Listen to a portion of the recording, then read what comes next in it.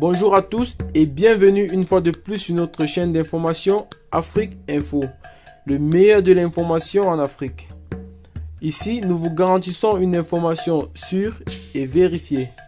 Alors, pour ne rien rater de l'actualité de notre beau continent, veuillez vous abonner et surtout n'oubliez pas d'activer la cloche de notification.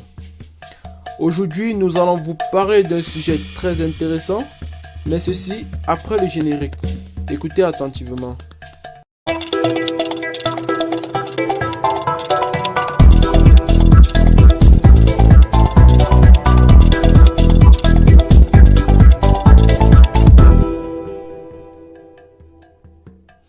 Aujourd'hui, nous allons parler des 100 jours de Damiba, une diplomatie discrète mais efficace.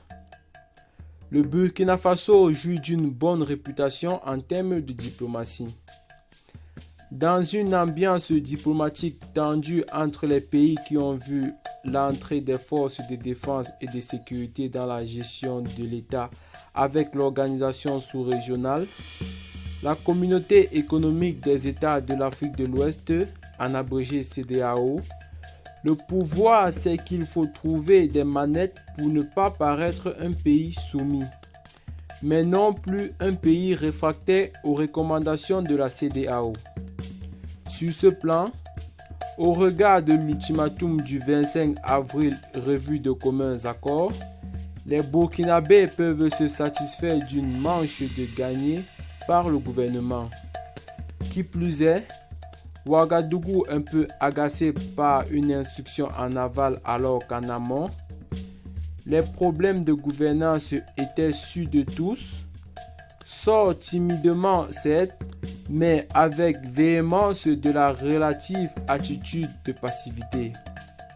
En la matière, les nouvelles autorités savent qu'elles sont comparées à deux autres transitions maliennes avec un colonel Assimi Goïta en pole position, considéré comme le fils du pays qui défie l'autorité occidentale, et Mamadou Doumbouya un peu laisse-guidon en Guinée. Le ministre porte-parole du gouvernement, Lionel Bilgo, le réaffirmait récemment, répondant presque en direct à la CEDEAO. Alors, dans cette occurrence, autant pour moi, il faut marcher comme sur des œufs. Ne pas déplaire à la CEDEAO, mais aussi ne pas se payer un regard distant de la population. Jusqu'à maintenant, la diplomatie semble tenir le bon bout. Le discours courtois induit une compréhension des partenaires. La diplomatie burkinabé est aussi engagée sur le front des relations bilatérales, mais multilatérales également avec panache. Le pays est en proie à une crise multidimensionnelle, sanitaire, sécuritaire et humanitaire. La préoccupation n'est donc pas dans un délai, mais à la fin des menaces. La ministre en charge des Affaires étrangères, Olivia Rwamba, a bien demandé que les officiels, toutes tendances confondues, viennent faire le terrain pour vivre avec les Burkinabés, pour comprendre le mélodrame d'un peuple résilient qui vit dans la douleur, mais dans l'honneur.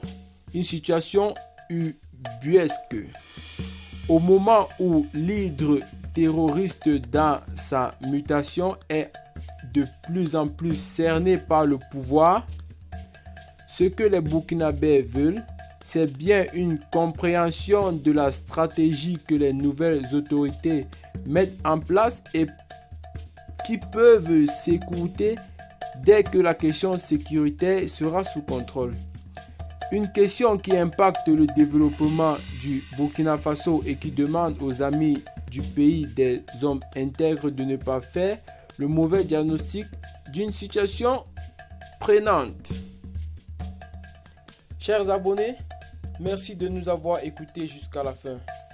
C'est ici que s'achève ce numéro d'information. Nous vous disons à très bientôt pour une nouvelle vidéo. Pour ne rien rater de l'actualité sur notre beau continent, n'oubliez pas de vous abonner et surtout d'activer la cloche de notification. À très bientôt.